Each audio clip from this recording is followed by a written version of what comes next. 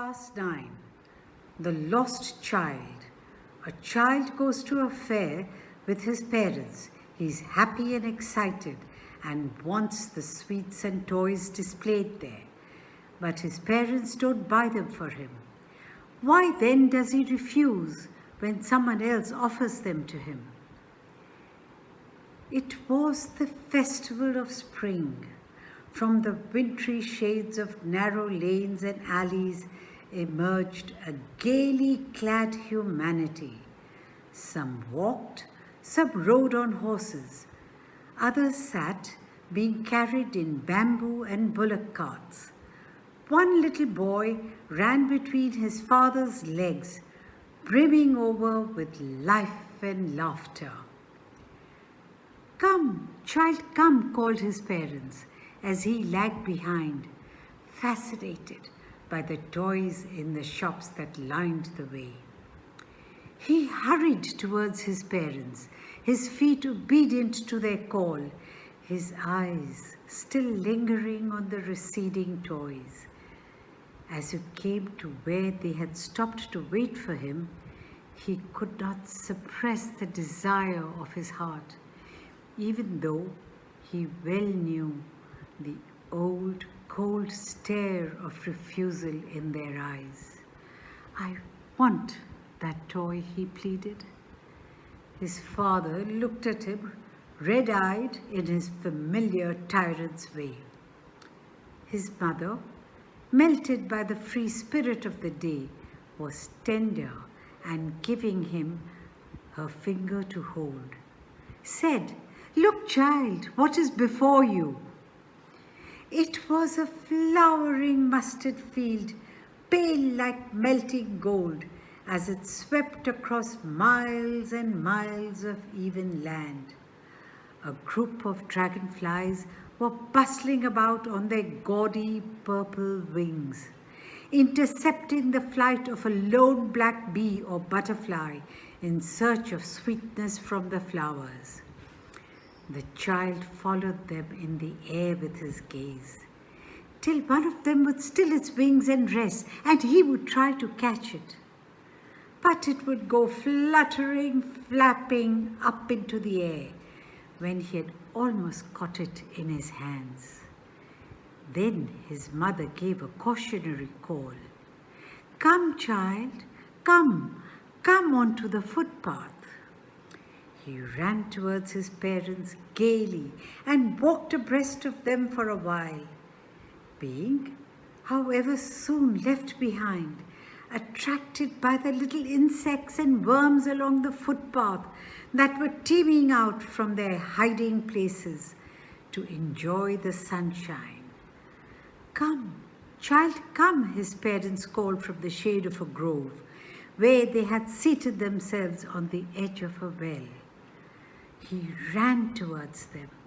A shower of young flowers fell upon the child as he entered the grove, and forgetting his parents, he began to gather the raining petals in his hands. But lo, he heard the cooing of doves and ran towards his parents shouting, "The dove, the dove!" The raining petals dropped from his forgotten hands. "Come, child, come," they called to the child, who had now gone running in wild capers around the banyan tree, and gathering him up, they took the narrow, winding footpath which led to the fair through the mustard fields. As they neared the village, the child could see many other footpaths full of throngs converging to the whirlpool of the fair, and felt at once repelled and fascinated by the confusion of the world he was entering. A sweetmeat seller hawked "Gulab Jamun, Rasgulla, Barfi, Jalebi" at the corner of the entrance, and a crowd pressed around his counter at the foot of an architecture of many colored sweets, decorated with leaves of silver and gold. The child stared open-eyed, and his mouth watered for the barfi that was his favorite sweet. I want that barfi, he slowly murmured, but he half knew as he begged that his plea would not be heeded because his parents would say he was greedy. So without waiting for an answer, he moved on. A flower seller hawked, "A garland of gulmohar, a garland of gulmohar." The child seemed irresistibly drawn. He went towards the basket where the flowers lay heaped and half murmured, "I want that garland." But he well knew his parents would refuse to buy him those flowers because they would say that they were cheap. So, without waiting for an answer, he moved on. A man stood holding a pole with yellow, red, green, and purple balloons flying from it. The child was simply carried away by the rainbow glory of their silken colors, and he was filled with an overwhelming desire to possess them all. But he well knew his parents would never buy him the balloons because they would say he was too old to play with such toys. So he walked on further. A snake charmer stood playing a flute to a snake which coiled itself in a basket, its head raised in a graceful bend like the neck of a swan, while the music stole into its invisible ears like the gentle rippling of an invisible waterfall. The child went towards the snake charmer, but knowing his parents had forbidden him to hear such coarse music as the snake charmer played, he proceeded further. There was a roundabout in full swing. Men, women, and children, carried away in a whirling motion, shrieked and cried with dizzy laughter. The child watched them intently. Then he made a bold request. "I want to go on the roundabout. Please, father, mother." There was no reply. He turned to look at his parents. They were not there ahead of him. He turned to look on either side. They were not there. He looked behind. There was no sign of them. A full, deep cry rose within his dry throat, and with a sudden jerk of his body, he ran from where he stood, crying in real fear, "Mother, father!" Tears rolled down from his eyes, hot and fierce.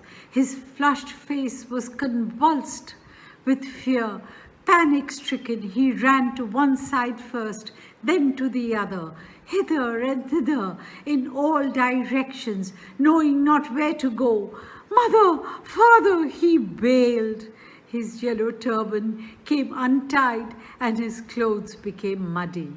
Having run to and fro in a rage of running for a while, he stood defeated, his cries suppressed into sobs. At little distances on the green grass he could see, through his filmy eyes, men and women talking. He tried to look intently among the patches of bright yellow clothes, but there was no sign of his father and mother among these people, who seemed to laugh and talk just for the sake of laughing and talking. He ran quickly again, this time to a shrine to which people seemed to be crowding. Every little inch of space here was congested with men, but he ran through people's legs, his little sob lingering. "Mother, father!"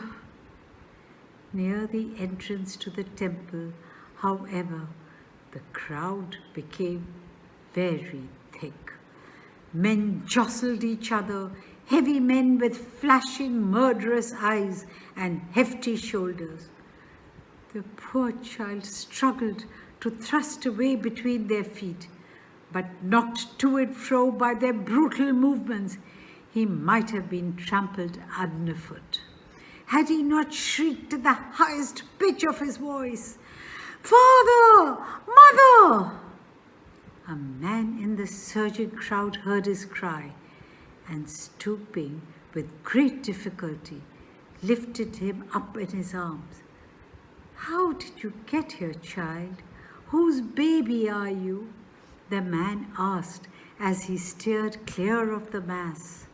The child wept more bitterly than ever now, and only cried, "I want my mother. I want my father." The man tried to soothe him by taking him to the roundabout. "Will you have a ride on the horse?" he gently asked as he approached the ring. The child's throat tore into 1,000 shrill sobs, and he only shouted, "I want my father! I want my father!"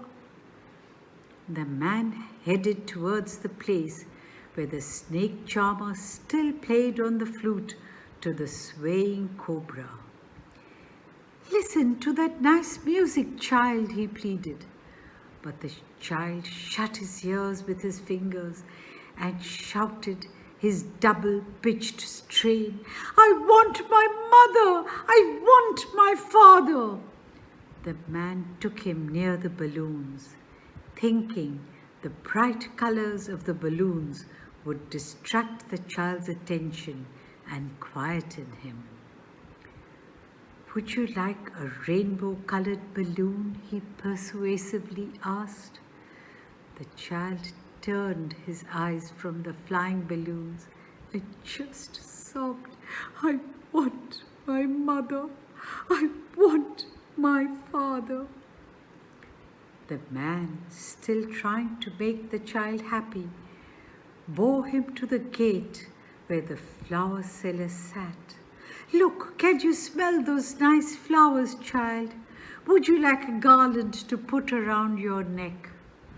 The child turned his nose away from the basket and reiterated his sob, "I want my mother.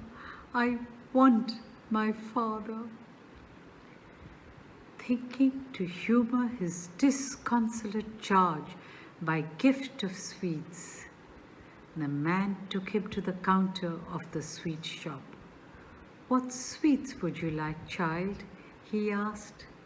The child turned his face from the sweet shop and only sobbed, "I want my mother. I want my father."